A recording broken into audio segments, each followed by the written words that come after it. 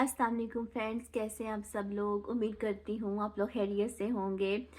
नाज़रीन, आज मैं आपके सामने जो अपना एक रिसर्च वर्क लेकर आई हूँ, इस पर मैंने अभी कल बैठ कर ना एक पोस्ट भी लिखी है।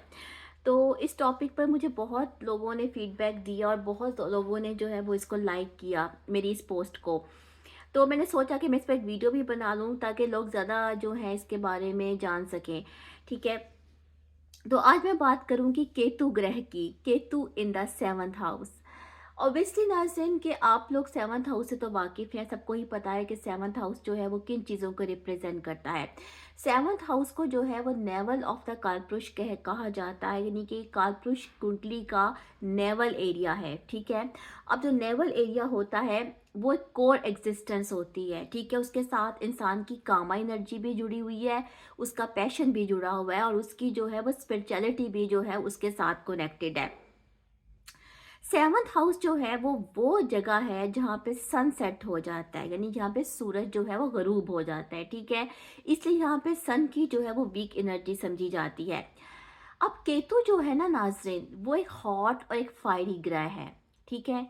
और जब वो सेवंथ हाउस में आएगा ना तो समटाइम्स वो फ्रस्ट्रेटेड हो जाता है, अपनी फ्रस्ट्रेशन की वजह से जो है वो अपने पार्टनर के लिए इशू भी पैदा करता है। ठीक है। केतु का जो बिहेवियर होता है ना वो समटाइम चाइल्ड लाइक होता है। आप ऐसे बच्चे देखे होंगे जो खिलौने उठा उठा कर फेंकते हैं, जिद में आकर, गुस्से में आकर। ठीक है। तो केतु भी ऐसा बिहेव करता है। वैसे भी जो फायरी एनर्जी रखने वाले ग्रह जब सेवंथ हाउस में आते हैं तो वो सेवंथ हाउस का जो पीस है वो डिस्टर्ब करते हैं। हमारे एक उस्ताद है नाज़रीन, और तो उन्होंने हमें एक चीज़ बताई, जब हमने ज्योतिष की क्लासेस ली तो उन्होंने हमें एक चीज़ बताई कि सेवंथ हाउस में जो है वो कोई भी ग्रह नहीं होना चाहिए, क्योंकि जो ग्रह भी सेवंथ हाउस में आएगा वो उसके पीस को ख़राब करेगा और उसको ऑक्यूपाई करेगा, और ये बहुत बड़ी एक बात है। ठीक है।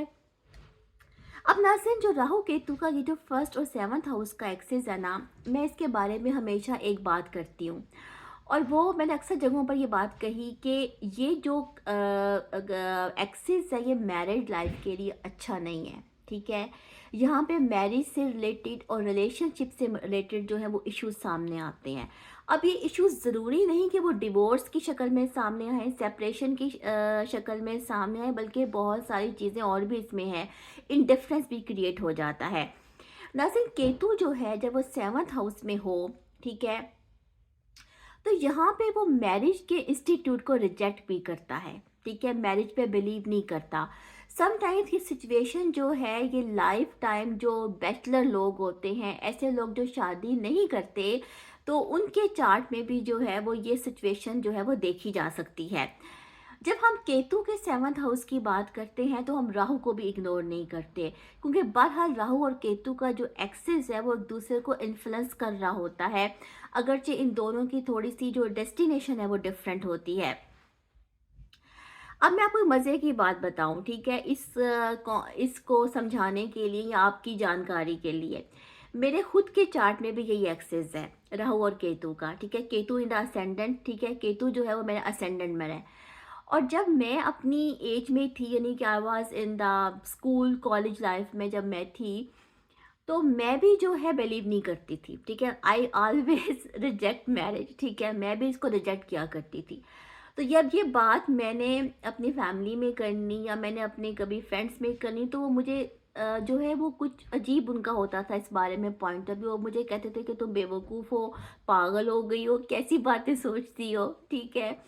तो मैं आपको ये बता रही हूँ नाज़रीन कि मेरा भी ऐसा अनयूजुअल थिंकिंग रही है, लेकिन जब मैं उसको दुनिया के सामने रखती थी ना तो दुनिया उसको एक्सेप्ट नहीं करती थी। अब मुझे उस वक्त तो इस बात का नहीं था पता। ठीक है। क्योंकि मैंने एस्ट्रोलॉजी नहीं थी पढ़ी।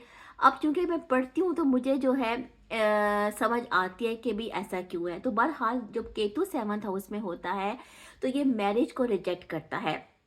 दरअसल केतु जो है वो एक बहुत इंटेलेक्चुअल किस्म का जो है वो ग्रह है। ठीक है। और केतु जो है वो अपनी रूट्स के साथ कनेक्टेड है। अगर केतु सेवंथ हाउस में हो तो ये अपनी, अगर ये मैरिड लाइफ को कभी डिस्टर्ब नहीं होने देगा। ठीक है। ये उसके साथ कनेक्ट होगा, ये उसके साथ स्टक होगा। लेकिन ये अलहदा बात है कि ये अंदर से अपने आप को एम्प्टीनेस या फील करे। ठीक है। या अपने आप अपनी लाइफ में जो है वो अनफुलफिलमेंट जो है वो फील करे। राहु केतु का जो एक्सिस है ना नाज़रीन, अगर इसमें वीनस आ जाए, ठीक है, फ़र्ज़ करें कि 7th हाउस में वीनस आए, ओके, तो वीनस के साथ जब राहु केतु होता है ना, तो वो बहुत ज़्यादा इश्यूज़ जो है वो क्रिएट करता है, ठीक है। इसके बारे में ये भी कहा जाता है कि 7th हाउस का जो केतु है, समटाइम्स जो है वो ऐसी ब्रीड की तरफ जाता है, ऐसी कास्ट की तरफ जाता है, या ऐसी कास्ट में अपना रिलेशन रखना चाहता है या जाना चाहता है, जहाँ जो कि उसकी सोसाइटी को, फैमिली को, उसकी क्रीड को, उसकी ब्रीड को जो है वो एक्सेप्टेबल नहीं होता, ठीक है। तो यहाँ पर भी एक फ्रस्ट्रेशन क्रिएट हो जाती है। एक बात देखें नाज़रीन, जो इस किस्म की चीज़ें होती हैं ना, राहु और केतु की जो मैं आपको बात समझा रही हूँ, ये हमारे यूरोपियन सोसाइटीज़ में, जो कि अमेरिका है, कनाडा है, या ऐसे कंट्रीज़ हैं, यहाँ पर तो ये चीज़ें चल जाती हैं, ठीक है। अगर किसी के ऐसे व्यूज़ हों, अगर कोई बंदा ना जाना चाहे तो मैरिज की तरफ, तो इट्स ओके, बट हमारी ईस्टर्न सोसाइटी में चीज़ें नहीं चलती, ठीक है। तो यहाँ पर ज़्यादा फ्रस्ट्रेशन क्रिएट होती है। केतु जो है वो बहुत ज़्यादा आर्टिस्टिक भी है, ओके। 7th हाउस जो है वो ब्यूटीफुल क्लॉथ्स का होता है, खूबसूरत कपड़ों का होता है, एस्थेटिक का होता है। केतु अगर 7th हाउस में हो तो ऐसे लोगों की एस्थेटिक्स बहुत अच्छी होती है। बड़े टॉप जो ड्रेस डिज़ाइनर्स हैं, फैशन डिज़ाइनर्स हैं, उनके हॉरोस्कोप में केतु वीनस की कॉम्बिनेशन भी देखी जाती है, और राहु केतु ये एक्सिस भी देखा जाता है, क्योंकि ये अनयूजुअल फैशन की तरफ लेकर जाता है। जैसे कि 7th हाउस जो है वो क्लॉथिंग का है, और केतु जो है वो टॉन क्लॉथ्स को, फटे पुराने कपड़ों को दिखाता है। तो वो जो फैशन जैसे है ना आजकल भी है, वो फटी जीन्स का एक दफ़ा फैशन आया था, बहुत स्ट्रॉन्ग फैशन आया था, अभी भी चल रहा है। तो ऐसे जो कपड़े हैं, ऐसे जो फैशन है, वो केतु के साथ कनेक्टेड है। मल्टी कलर्ड चीज़ों को ये दिखाते हैं, मल्टी कलर्ड कपड़ों को दिखाता है। तो ऐसे जो लोग होते हैं ना, उनका बड़ा अनयूजुअल एस्थेटिक्स होता है। अगर केतु 7th हाउस में हो, या राहु भी अगर हो, ठीक है। तो ये एक मेरी एक रिसर्च थी नाज़रीन, जो मैंने आपके साथ शेयर की। तो आपने यकीन इसके बारे में पढ़ा भी होगा, जो पोस्ट मैंने लिखी। उम्मीद करती हूँ कि आपको कुछ सीखने को मिला होगा। इंशाल्लाह किसी और टॉपिक के साथ आऊँ, तब तक अल्लाह हाफ़िज़।